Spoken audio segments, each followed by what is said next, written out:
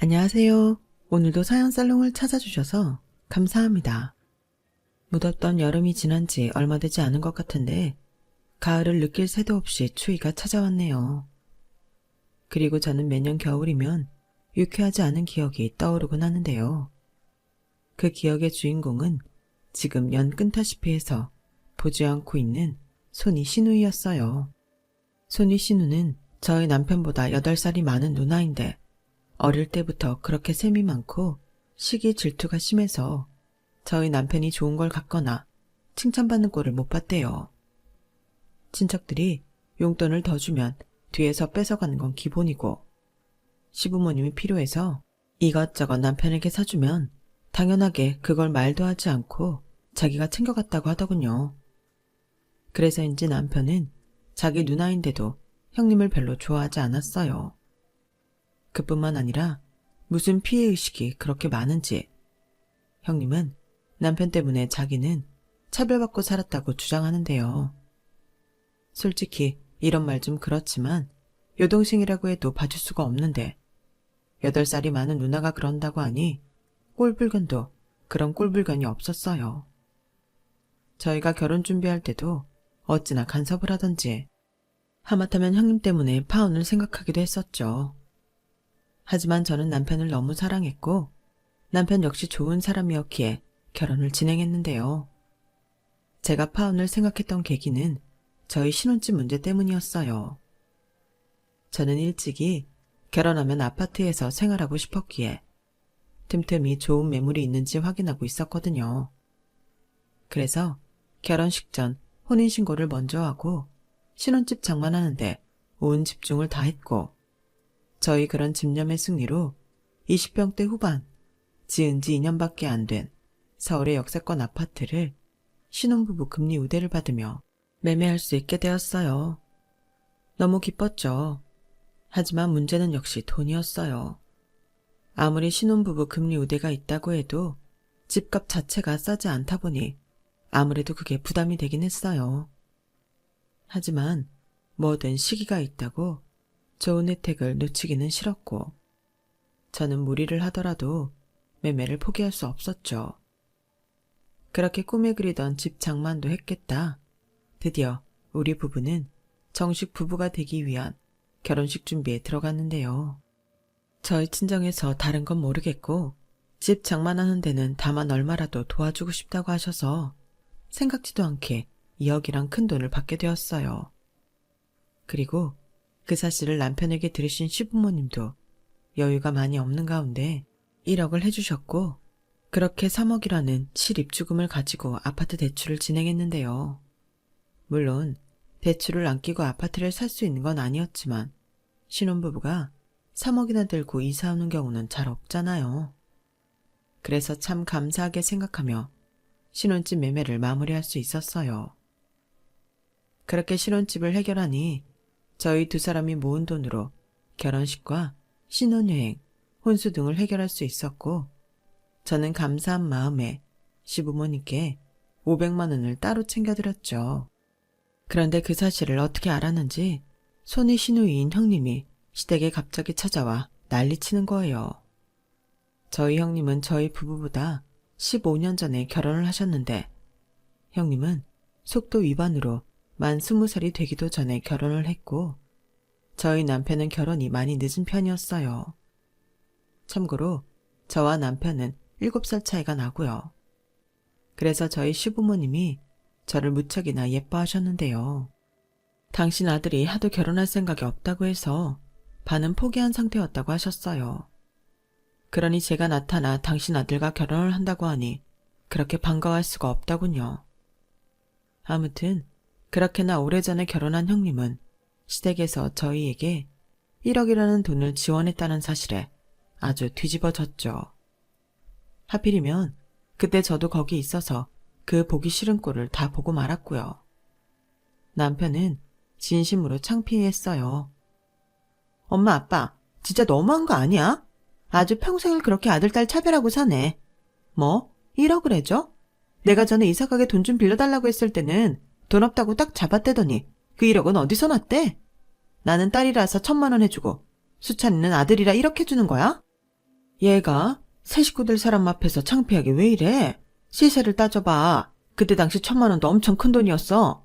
그리고 네가 이사한다고 돈 빌려달라고 했을 때는 우리도 수찬이 장가 보낼 준비랑 노후 준비를 해야 하니까 없다고 한 거야. 그리고 이사는 너희 부부 힘으로 가는 거지. 왜 우리한테 손을 벌려? 엄마, 말 그렇게 서운하게 할 거야? 딸이 경기도 외곽에 사는 거 안 불쌍해? 나도 서울 와서 살려고 한 거지. 의리 운수 입시생인데 더 나은 환경에서 공부시키고 대학도 염두해야 하니까. 엄마는 꼭 그러더라. 아들만 자식이야? 딸은 뭐 자식도 아니야? 너 조용히 안 해? 네가 시집갈 때 1,000만 원 받아갔어도 그게 끝이 아니었잖아. 그래, 박서방 사고 쳤다고 5,000만 원 빌려가고 지도 회사 그만 다니고 가게 하고 싶다고 창업비로 8,000만 원 가져가고 그것뿐이야. 은수 학원비 없네, 은수 캠프 보내었는데 돈이 없네 하면서 뜯어간 돈들은 다 뭐야? 따지고 보면 네가 더 많이 가져갔어. 안 그래? 너도 양심이 있어라. 아빠는 왜 맨날 나한테만 그래? 내가 오죽하면 그러냐고. 솔직히 수찬이는 지가 잘 벌잖아. 내내 결혼 생각 없다고 해놓고 이제 와서 말 바꿨는데 뭐가 이쁘다고 1억씩이나 해주는 건데? 누나, 진짜 사람 쪽팔리게 계속 이럴 거야? 누나는 왜 맨날 부모님한테 돈 타령만 하는 건데? 그 나이 먹고 그렇게 살면 안 창피하냐고. 누나가 그러는데 은수가 뭘 배우겠어? 은수가 커서 누나처럼 똑같이 굴면 좋아? 야, 너 말 다 했어? 어릴 때부터 엄마 아빠가 아들이라고 너 끼고 도니까 누나를 지 발밑으로 보지? 여기서 왜 내 딸 얘기가 나와? 내 딸은 야무져서 그럴 리가 없어. 지금 공부도 얼마나 잘하는데 알지도 못하면서. 아무튼 다만 나한테 5,000만 원이라도 해줘. 안 그러면 나 이 결혼 못하게 깽판 칠 거야. 저는 나이 먹을 대로 먹고 부모님이 돈 안 주면 동생 결혼 못하게 깽판을 치겠다는 형님을 보고 그야말로 넋이 나갔다 들어왔어요. 시댁 식구들 모두 좋은데 아주 치명적인 구멍이 저기 있더라고요. 하지만 형님의 말은 따지고 보면 소용이 없었어요. 저희는 결혼식만 올리지 않았을 뿐 이미 법적으로는 부부였고 이미 시부모님께 돈도 다 받아서 형님의 발악은 형님이 생각하는 것처럼 큰 위협이 되지 않았죠. 시부모님도 형님의 그런 모습이 익숙한 듯 크게 동요하지 않았는데 다만 저보기엔 창피하신 듯 헛기침을 하시며 시선을 피하셨어요. 그리고 남편은 씩씩거리며 그러든지 말든지 하고 저를 데리고 시댁을 나왔는데요. 남편이 그러더군요. 많이 놀랐어? 우리 누나 저러는 거 한두 번도 아니고 아마 살면서 종종 보게 될지도 몰라. 마음 같아서는 영영 안 보고 살면 좋겠는데 그게 내 맘처럼 안 되는 거잖아.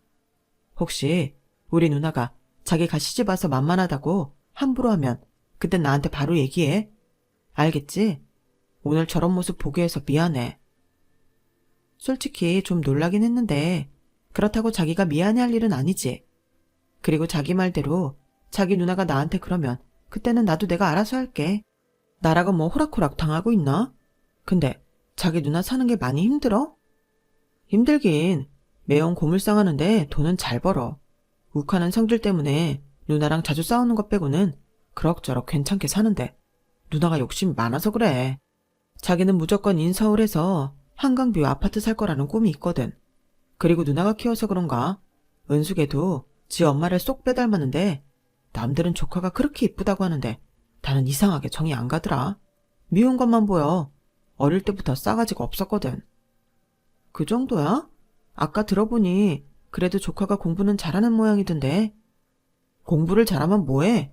인성이 바닥인데.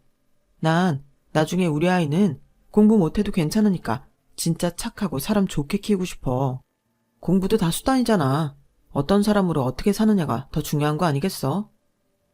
저는 남편의 그 말에 슬며시 올라왔던 파혼 생각을 접었어요. 그 뒤로도 형님의 꼴사나운 모습을 종종 봤지만 남편이 있어 무시하게 되더라고요. 그리고 저는 무사히 결혼식도 올리고 신혼여행에서 다녀와 달콤한 신혼생활을 즐겼는데요. 저희가 마련한 아파트가 위치도 좋고 동네가 좋아서 저희 신혼생활이 훨씬 좋았어요. 아파트 단지 내 산책로도 있고 조금만 나가면 서점과 카페, 영화관까지 있으니 주말 밤이면 둘이 편한 차림으로 심야 영화도 보고 아파트 바로 앞에서 치맥도 하니 솔직히 데이트할 때보다 훨씬 재미있고 좋더군요. 그러다 시댁 식구들을 초대해 집들이를 하게 되었어요. 형님 스케줄을 맞추느라 다소 좀 늦긴 했었죠. 그런데 형님은 저희 집에 오자마자 무슨 집 보러 온 업자 마냥 여기저기 살피기 시작했고 떨떠름한 얼굴이 되어서는 꼭 화난 사람처럼 앉았는데요. 이윽고 그 문제의 주둥이가 열렸어요. 올케 집 좋다. 여기 얼마에 분양받았어? 많이 비싸? 하기사 우리 집에서 1억이나 해줬는데 올케는 좋겠다. 누나 또 시비 거는 거야? 누난 지겹지도 않아. 이제 그 얘기 좀 제발 그만해라. 내가 뭐 부러워서 그러지. 나도 인사를 하고 싶으니까. 이제 우리 딸도 곧 있으면 고3인데 니네 아파트 보니까 샘나서 그런다. 너도 누나라는 게 좀 작작해라. 우리가 얘네들한테 이렇게 준 건 맞지만 그걸로 이런 아파트를 어떻게 사니? 사돈네에서 훨씬 많이 보태셨어. 그러니 네 올게 불편하게 하지 말고 제발 그 요망한 입 좀 닫아라. 엄마는 내가 뭘 어쨌다고 우리 딸 앞에서 나를 그렇게 면박을 줘. 알았어. 조용히 입 닫고 밥이나 먹으면 되잖아. 은수야, 나 먹고 싶은 거 있으면 외숙모한테 다 시켜달라고 해.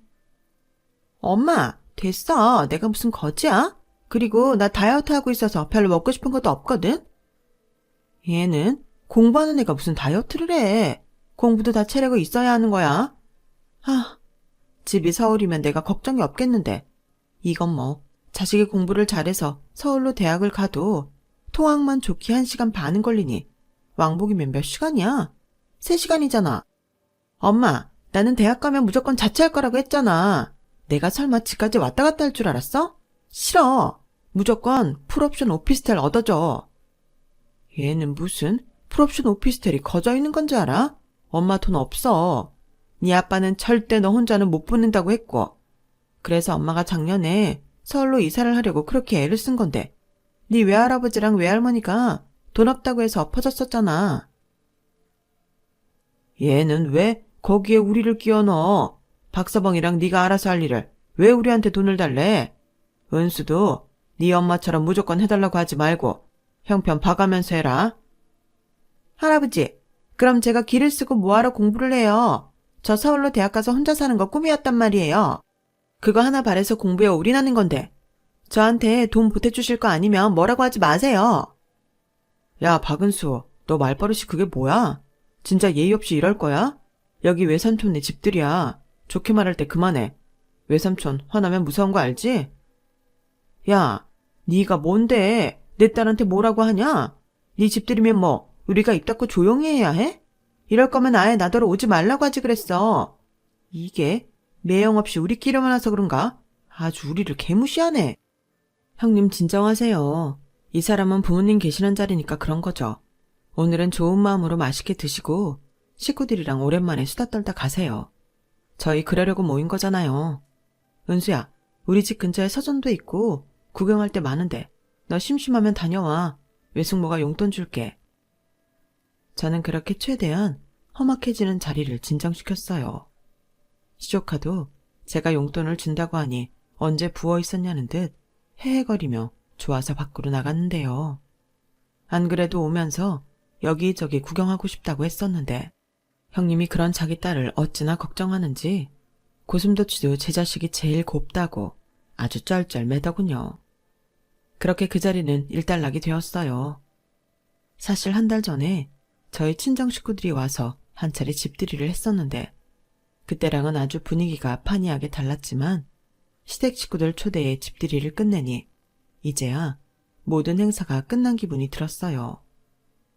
그리고 여느 신혼부부처럼 가끔 투닥거리긴 했어도 잘 지냈고 시부모님과도 원만히 지내고 있었는데요. 문제의 형님은 가끔 시댁 행사나 명절 정도에 봤는데 어째 한 번을 조용히 지나가는 법이 없었어요. 오죽하면 저희 시어머니가 차라리 저건 그냥 우리 집에 안 왔으면 좋겠다. 끼리끼리 논다고 박서방도 은수도 하는 짓이 영 마음에 안 들어. 괜히 너한테 시비나 걸고. 내가 정말 요즘은 쟤만 안 보면 살겠다 싶다니까. 라고 하소연을 하시는데 솔직히 반은 믿고 반은 믿지 않았어요. 그래도 당신 딸인데 안 보고 싶다는 말은 거짓말이겠죠. 하지만 분명한 건 저 역시도 형님을 만나는 일이 썩 유쾌하지 않았다는 거였는데요. 참 아이러니하게도 형님은 아니었나 봐요. 언제부터인가 저한테 뭐 하냐고 전화도 하시고 자기 집에 놀러 오라고 하는데 난감했죠. 가고 싶지 않았으니까요. 그래서 제가 최대한 조심스럽게 바쁜 척을 하며 다음에 기회가 되면 가겠다고 했는데요. 그러자 형님은 굴하지 않고 자기가 저희 집에 오겠다고 했어요. 올케가 바쁘다고 유난을 떠니까 내가 갈게. 식구들끼리 얼굴 자주 보고 그래야 친해지는 건데 올케는 나랑 친하게 지내기 싫어? 싫기는요. 그냥 저희가 좀 바빠서 그렇죠. 누구 일 안 하나? 그러지 말고 저녁만 먹고 갈게. 그 정도는 괜찮잖아. 형님은 막무가내였어요. 그렇게 저희 집에 무조건 올 기세였던 형님은 뭔가 꿍꿍이가 있어 보였죠. 그리고 남편 역시 100% 그렇다. 자기가 중간에서 해결하겠다고 했는데요. 남편이 어떻게 말을 했는지는 모르겠지만 형님이 저희 집에 오시겠다는 말은 쏙 들어갔어요. 그러다 시조카가 수능을 보는 날이 되었어요. 저는 그래도 명색이 외숙모고 하나뿐인 시조카라 시험 잘 보라고 찹쌀떡을 준비해 선물했는데요. 지 엄마 닮아서 싸가지 없던 시조카가 그러더군요. 외숙모는 생기신 거랑 다르게 센스가 없다. 요즘 누가 수험생한테 찹쌀떡을 줘요? 촌스럽게. 저는 현금이 좋은데요. 봉투는 없어요? 저는 시조카의 말에 어이가 없어서 아무 말도 나오지 않았어요. 그러자 남편이 외숙모가 기껏 준비했는데 그렇게 말하냐며 자기 조카를 혼냈고 형님은 또 왜 예민한 자기 딸을 건드리냐며 남편한테 쌍심시를 켰죠. 아무튼 형님과 저희들은 엮여서 좋을 일이 단 한 번도 없었어요. 그러니 가능하면 가족이지만 마주치지 않았으면 하는 존재였는데 수능이 끝나고 한참 뒤 시조카가 서울에 있는 나름 이름 있는 학교에 붙었다는 소식이 건너 전해졌어요. 그리고 정확히 이틀 뒤 저는 형님의 전화를 받게 되었는데요. 올케 들었지? 우리 은수 대학 붙었어. 걔가 나를 닮아서 머리 하나는 좋잖아. 네, 소식 들었어요. 형님 축하해요. 많이 기쁘시죠? 말해 뭐해. 근데 내가 요즘 고민이 하나 생겼잖아. 그때 올케도 봤지? 우리 딸이 자기 죽어도 자취하고 싶다고. 그래서 지 아빠랑 요즘 맨날 싸워. 우리 그이는 하나뿐인 딸을 어떻게 혼자 살게 하냐고 결사 반대고. 내가 요즘 가운데서 새우등 터진다니까. 아우 형님 많이 힘드시겠어요. 그 학교는 기숙사 같은 거 없어요? 기숙사? 기숙사 같은 데는 내가 싫지. 그렇다고 정말 다 큰 딸을 혼자 지내게 하는 것도 솔직히 마음에 걸리고. 그래서 하는 말인데 올케네 집에서 하숙 좀 하자. 네? 저희 집에요? 그래, 남보다 그래도 외삼촌네가 낫지. 그러면 우리 남편도 수긍할 거고. 우리 딸은 내가 일단 달래서 설득할게. 괜찮지? 그때 보니까 올케네 오빵 그거 비워주면 되겠더라. 형님, 아무리 그래도 이러시면 안 되죠. 어떻게 저한테 다 큰 조카를 맡으라고 그러세요? 그리고 저희 아직 신혼인데요. 왜? 남도 아니고 조카인데 그 정도는 외숙모가 해줄 수 있지. 우리 딸이 공부만 해서 청소나 빨래 같은 건 영 젬병이야. 그런 애를 어떻게 혼자 살게 해? 그렇다고 내가 맨날 애 챙긴다고 서울까지 왕복할 수도 없고. 근데 올케는 서울 위치 좋은데 역세권에 살고 있잖아. 그러지 말고 우리 딸 대학 졸업할 때까지만 올케가 봐줘. 내가 반찬 같은 거 섭섭하지 않게 해서 나를게. 나는 그런 줄 알고 있는다. 그러니까 방도 좀 미리 치워놓고 그래. 아, 그리고 나한테 올케네 주소 좀 보내줘. 우리 딸 필요한 건 거기로 배달시켜야지. 우리 애가 잠자리가 예민해서 침대는 좀 좋은 거 써야 하거든. 형님, 저는 알겠다고 한 적 없어요. 이렇게 일방적으로 결정하시면 어떡해요? 이 이상 말씀은 죄송하지만 수찬 씨랑 하셨으면 좋겠어요. 어머, 뭐야? 지금 자기 불리하니까 내 동생 파는 거야? 올케, 그러는 거 아니야. 시족하라고 해도 올케한테도 조카잖아. 어쩜 그렇게 사람이 매몰차? 올케 신혼인 건 중요하고 우리 딸 위험한 건 괜찮아? 사람 그렇게 안 봤는데 올케 못 쓰겠구나. 알았어. 저는 알았다고 전화를 끄는 형님 때문에 열받았지만 알았다고 했으니 시조카를 떠마는 일은 없을 거라고 생각했어요. 그리고 원래도 불편했던 형님이었기에 굳이 화해해서 잘 지낼 마음도 없었는데요. 남편도 제 이야기를 듣고 발끈하더군요. 뭐? 우리 누나가 정말 그렇게 말했어? 미쳤네. 아주 미쳤어. 예의 없고 싸가지 없는 은수를 우리한테 보낸다고? 그러니까 난 다른 건 몰라도 형님이 그렇게 나오실 줄은 꿈에도 몰랐어. 어쩌면 자기한테 전화 갈지도 몰라. 내가 막 뭐라고 했거든. 잘했어. 앞으로도 우리 누나가 뻘소리하면 막 뭐라고 해. 그리고 자기가 걱정하는 그런 일은 절대 일어나지 않으니까 걱정하지 마. 내가 다 알아서 해. 괜히 우리 누나 때문에 기분 상했지? 미안해. 평생 도움이 안 되는 존재다. 남편은 그렇게 펄쩍 뛰며 걱정하지 말라고 저를 안심시켰어요. 그리고 저는 그런 남편을 믿고 시조카일은 까맣게 잊고 있었는데요. 이번에도 형님한테 전화가 걸려오더군요. 저는 일부러 받지 않았어요. 어차피 받아봤자 기분만 상할 것 같았거든요. 그런데 형님은 제가 일부러 자기 전화를 받지 않는다는 걸 알았는지 이번엔 다른 번호로 전화를 했는데요. 그때는 다른 업무 전화인 줄 알고 전화를 받고 말았는데 첫 마디부터 황당 그 자체였어요. 올케 지금 일부러 내 전화 안 받는 거니? 진짜 어이없다. 됐고 내가 전에 주소 보내라고 했는데 왜 여태 아무 소식이 없어? 올케 나 무시해? 형님, 제가 전에도 분명히 말씀드렸는데요. 싫다고. 근데 형님이야말로 왜 제 의사를 무시하세요? 제가 오죽하면 전화를 피해요. 형님이 자꾸 그러시니까 제가 피하죠. 어머 올케, 그렇게 안 받는데 정말 안 되겠구나. 하나뿐인 조카 좀 데리고 있는 게 그렇게 어려운 일이야? 시누인 내가 이렇게 부탁을 하는데도? 이게 부탁이에요. 저는 그렇게 느껴지지 않아서요. 아무튼 저는 안 된다고 분명히 말씀드렸어요. 지금도 앞으로도 제 마음은 달라지지 않을 거고요. 올케 정말 나쁘다. 만약에 우리 은수가 올케 친조카였어도 이럴 거야? 지금 우리 딸이 시조카라고 내외하는 거지? 나는 올케를 정말 내 가족이라고 생각하고 여동생처럼 생각했는데 나 혼자 착각했었네. 서운하다 아주. 아무튼 됐고 내가 이렇게까지 말 안 하려고 했는데 우리 집에서 1억이나 받았잖아. 그러면 올케는 거절할 자격도 없는 거야. 그러니까 그런 줄 알고 우리 은수 쓸 방이나 제대로 치워놔. 내가 올케가 주소 안 알려주면 못 알아낼 줄 알아? 지난번에 찍고 간 내비 보면 주소 다 나와.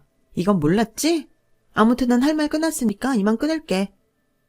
형님은 그렇게 되먹지도 않은 말을 혼자 실컷 쏟아내고 멋대로 전화를 끊었어요. 제가 하도 열받아서 다시 전화를 했지만 형님은 받지 않더군요. 그래서 이 일은 저도 그냥은 넘길 수 없었어요. 그래서 남편과 시어머니께 말해버렸고 남편은 그야말로 꼭지가 돌았는데요. 저한테는 말도 하지 않고 형님 집으로 쳐들어가서 한바탕 하고 온 모양이었어요. 그래서 남편도 형님이 자기 멋대로 우리 집에 시조카를 드리는 일은 못할 거라고 했는데요. 며칠 뒤 형님에게 전화도 아닌 문자가 왔어요. 자기 딸을 이번 주 주말에 보낼 예정이고 그래서 짐들도 오늘 내일 배송 가게끔 한다며 대뜸 자기 딸을 잘 부탁한다고 적어놨는데 아니 어떻게 저렇게 일방적으로 굴 수 있을까? 너무 화가 났어요. 하지만 이번에도 치사하게 전화를 받지 않더군요. 어떻게 저한테 이런 식으로 하고 자기 딸을 저희 집에 보내려고 하는지 저는 형님을 이해할 수 없었어요. 그리고 이런 생각을 했죠. 형님이 저라는 사람을 참 좋게 봤나 보다고요. 저 사실 그렇게 착한 사람이 아니거든요. 그리고 어떻게든 자기 딸을 저희 집에 보내면 제가 어쩔 수 없어서 자기 딸을 맡아줄 거라고 생각했다는 자체가 이해가 가지 않았어요. 그렇게 애지중지하는 딸이라고 하면서 저를 뭘 믿고 보낸다고 하는 건지 모순처럼 느껴졌어요. 그래서 저도 똑같이 문자를 보냈어요. 형님, 이런 식으로 하시면 뜻하는 대로 은수 저희 집에 하숙하게 할 수 있다고 생각하시나 본데 한번 해보세요. 그렇게 아끼는 딸만 오도 가도 못하고 밖에서 동동거리게 될 테니까. 울며불며 전화하는 따님 보게 되실 줄 아세요. 저는 분명히 싫다고 말씀드렸어요. 그건 잊지 않으셨으면 좋겠네요. 제가 그렇게 제 마음을 고이 담아 문자를 보냈고 어이없게도 형님은 1분도 되지 않아서 전화를 해서는 막 화를 내기 시작하더군요. 자기가 저한테 한 짓은 생각지도 않고 화를 낸다는 게 정말 상종하기 싫었어요. 올케, 진짜 너무한 거 아니야? 그러니까 올케 말은 우리 애를 문전박대하겠다? 올케 정말 미친 거야? 어떻게 어른이 애를 상대로 그럴 수가 있어? 당장 그 얘기 취소해. 싫어요. 제가 왜요? 형님이 먼저 시작하셨잖아요. 저도 그이도 어머님도 형님에게 잘 알아듣게 설명하지 않았나요? 그런데 싹 다 무시하고 형님 마음대로 하시면서 저는 뭐 가만히 당하고만 있을 줄 아셨어요? 사실 은수도 혼자 살고 싶다고 했지 저희 집에 오고 싶다고 한 것도 아니잖아요. 왜? 저희 집에 보내시면 돈 한 푼 안 쓰고 공짜로 해결하실 수 있다고 생각하셨어요? 지금 보니까 옳게 내가 우리 딸 보내고 한 푼도 안 줄까봐 그러는 거구나? 그럼 진작에 돈을 달라고 말을 하지. 좋아. 내가 그래도 우리 딸 맡아주는 거니까 매달 5만 원은 보낼게. 우리 애 밥도 잘 안 먹고 거의 잠만 자다시피 할 텐데 5만 원이면 충분하지. 뭐라고요? 5만 원이요?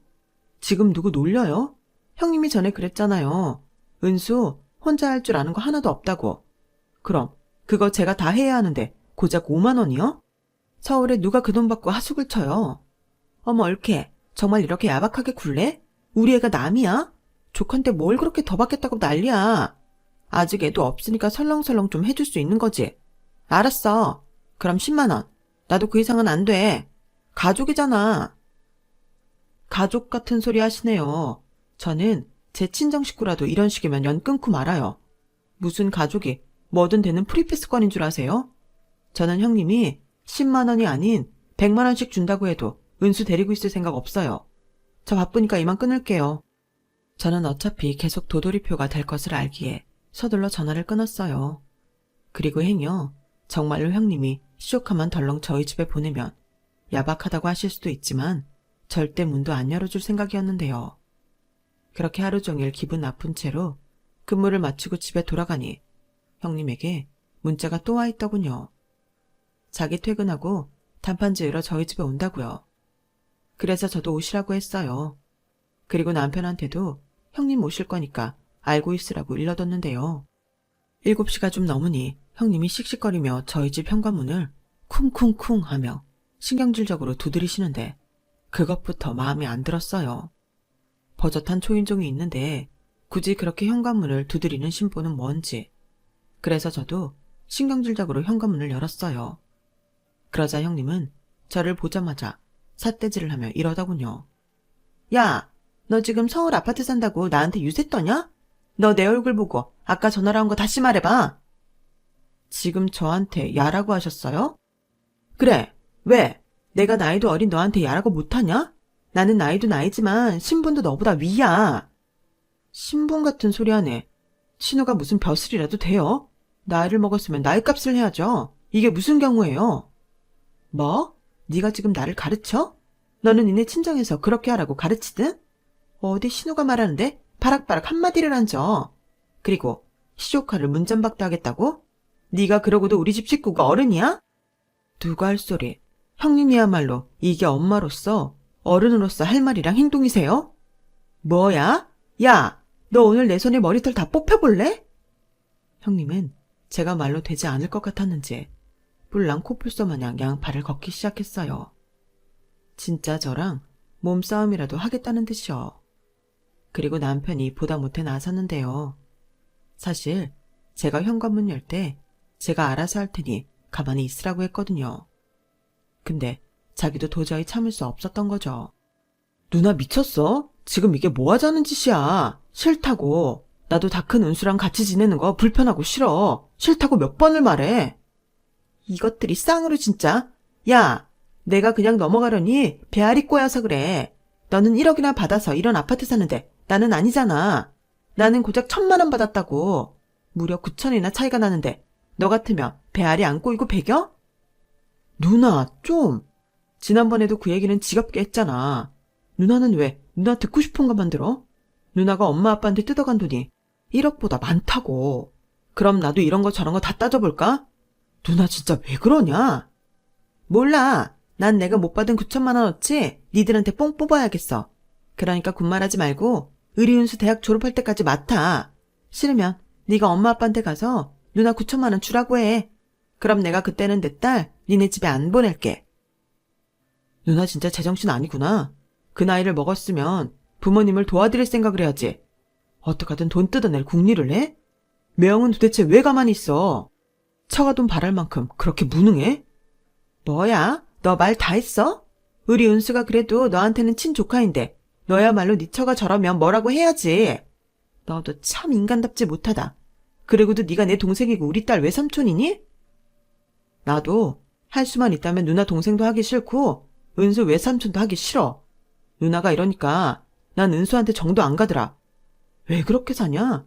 그러니까 은수가 누나 보고 똑같이 하는 거잖아. 우리 딸이 뭐 예쁘고 공부 잘하고 잘만 컸구만. 싸가지가 없잖아. 위아래도 모르고 저밖에 모르고. 누나는 자식 그렇게 키우면 쪽팔리지 않아? 공부 아무리 잘하면 뭐해. 내가 볼 때 누나도 은수한테 효도받기는 글렀어.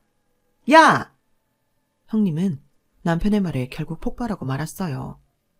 그리고 남편한테 달려들기 시작했는데 아무리 그래도 남자인 남편한테 힘으로 될 리가 없었죠. 그러니 더 화가 나서는 발악을 하는데 그 꼴을 보니 저도 가만히 있을 수가 없었어요. 단판을 지어야 한다고 생각했죠. 형님, 계속 이러시면 저 경찰에 신고할 거예요. 왜 이렇게 막무가내세요? 말로 하세요. 야, 너 지금 나 놀려? 니들이 돌아가면서 사람 염장을 지르는데 나더러 말로 하라고? 그러게, 네가 순순하게 우리 딸 맡아준다고 했으면 이런 일도 없잖아. 그리고 이 집도 그래.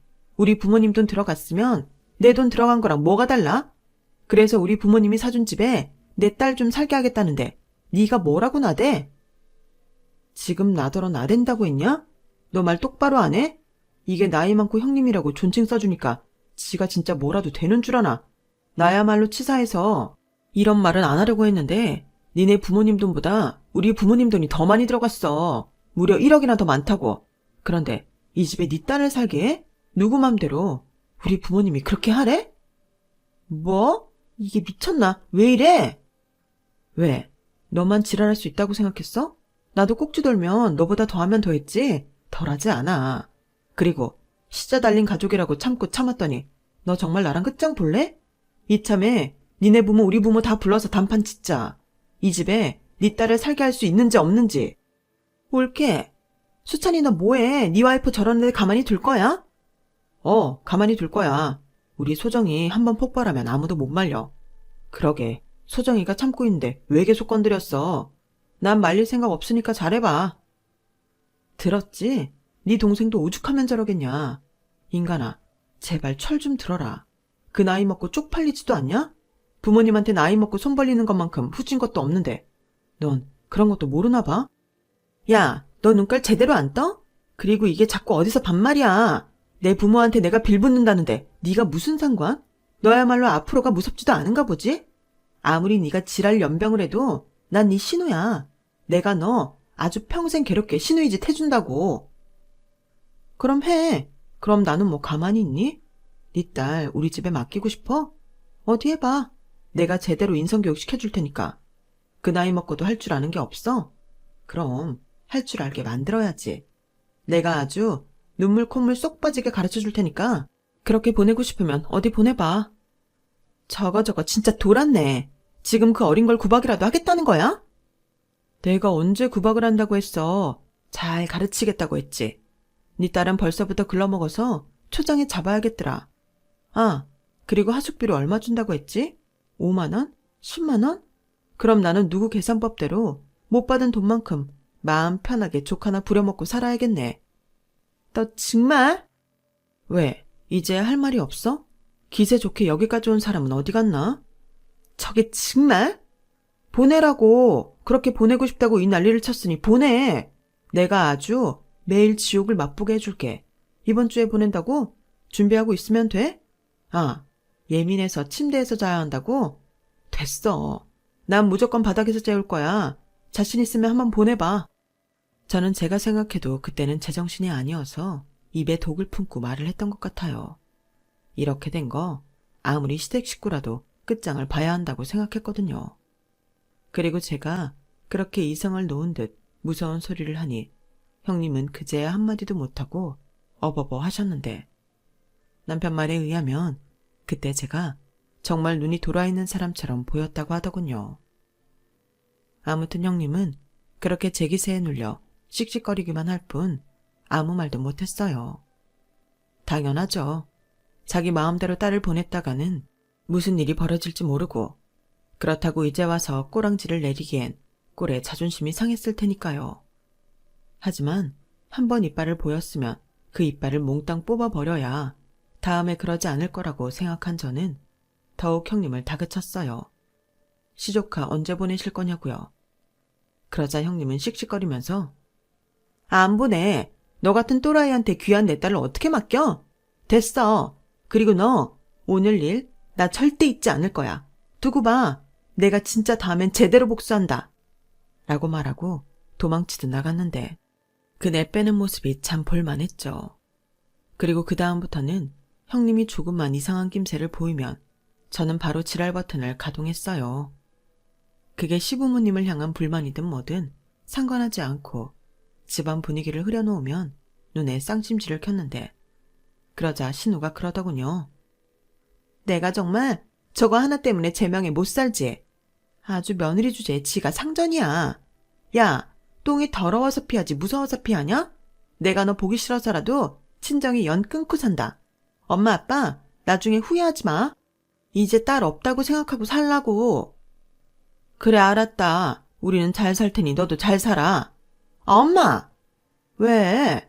네가 먼저 딸 없다고 생각하라며. 내가 너 키우면서 가장 고마운 말이다. 정말 알았어. 나 같은 자식은 사라져 줄게. 형님은 그렇게 잔뜩 뿔이 나서는 시댁을 박차고 나갔어요. 그리고 강수를 둔다고 핸드폰 번호도 바꿔버렸는데 얼마나 시달리셨으면 시부모님이 이제야 마음이 놓인다며 좋아하시더군요. 남편도 마찬가지였어요.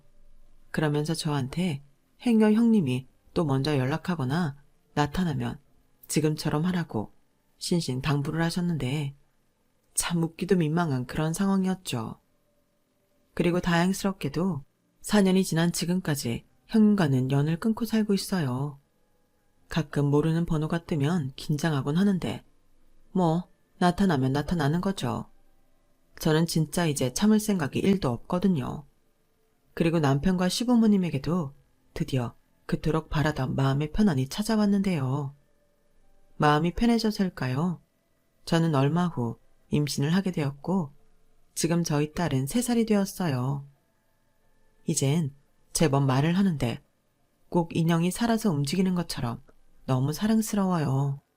그러니 시댁에 가서도 친정에 가서도 저희 부부는 늘 뒷전에 저희 아이만 어와둥둥 내 사랑이 따로 없는데 그게 참 이상하게도 서운하지가 않더군요.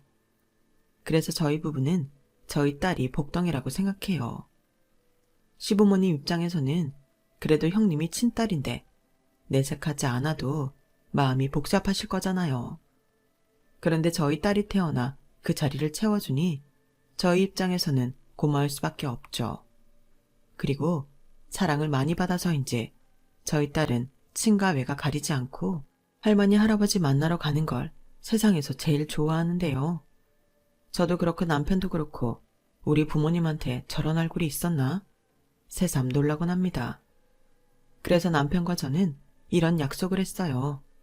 앞으로는 저희 부부도 저희 딸처럼 양가 부모님께 잘하는 예쁜 자식이 되어서 저희 딸이 커도 저런 미소를 계속 지으실 수 있도록 하자고요. 앞으로의 인생은 그런 목표를 두고 살아도 의미가 있을 듯 싶어요. 부모님은 그 어떤 것을 대신할 수 없는 아주 소중한 존재니까요. 그리고 이런 말은 좀 속보일 수도 있는데 형님을 안 보고 살아서 저는 너무 좋습니다. 사실 저 모르게 시댁에 형님 일로 사건이 있었나 보더라고요. 형님이 기어코 대출을 받아 인서울 아파트 이사를 시도하다 대출 이자를 감당하지 못해서 시부모님께 자기 발로 찾아가 빌었다고 했는데 알고 보니 형님네 사업도 잘 안 돼요. 애초에 감당할 수 있는 능력이 안 되었던 것 같아요. 개벌은 남 못 준다고 사고치면 부모님이 또 해결해 줄 줄 알았겠죠. 하지만 시부모님은 더는 호락호락하지 않았어요. 집이 경매로 넘어가건 신경 쓰지 않겠다며 단호하게 하셨다고 하더라고요. 물론 그 일로 형님이 또 쌩 난리를 쳤다고 했는데 시부모님이 눈 하나 깜짝하지 않으셨다고 했어요. 오히려 이젠 2번 다시 돈 얘기로 찾아오지 말라고 물바가지를 끼얹어 보냈다고 했는데 결국 집도 잃고 오도 가도 못하는 신세에 공부 잘하던 시조카까지 대학 등록금이 없어서 휴학을 시키는 꼴이 되고 말았다나요. 남편은 그 일이 모두 끝난 뒤 저에게 그런 일이 있었다고 태연하게 말했어요. 그리고 그때 저는 결심했죠. 제가 비록 딸이 될 수는 없는 며느리지만 못난 형님의 자리를 거뜬히 채울 수 있는 그런 딸 같은 며느리가 돼야겠다고요. 물론 쉬운 일은 아니지만 언제나 저를 먼저 배려해 주시고 위해 주시는 시부모님께 계속 노력하며 살고 싶은 마음입니다. 형님도 언젠가는 정신 차리는 날이 오겠죠. 그러거나 말거나 저는 앞으로도 가능한 계속 보지 않길 바랄 뿐입니다. 제가 너무 뒤끝 있나요? 그래도 어쩔 수 없어요. 형님은 제가 본 사람 중에 제일 이상한 사람이거든요. 한마디로 결 자체가 다른 사람이죠. 그런 사람은 안 만나고 안 부딪히는 게 상책 아닌가요? 다만 아직 앞날이 창창한 시조카는 이번 기회에 정신 좀 차렸으면 좋겠네요. 제 사연은 여기까지예요. 여러분은 제 이야기 어떻게 들으셨나요? 막상 제 사연을 다 적고 보니 여러분들이 어떻게 들으셨을까 궁금해집니다. 부디 재미있는 시간이었길 소망하며 저는 그만 인사를 드릴게요. 지금까지 제 이야기 들어주셔서 대단히 감사드리고요. 건강 잘 챙기시고 매일매일 좋은 날 되시길 바라겠습니다. 여러분, 사연 댓글에 응원과 현명한 조언 부탁드려요. 좋아요와 구독은 저에게 큰 힘이 됩니다. 오늘도 좋은 일 가득하세요.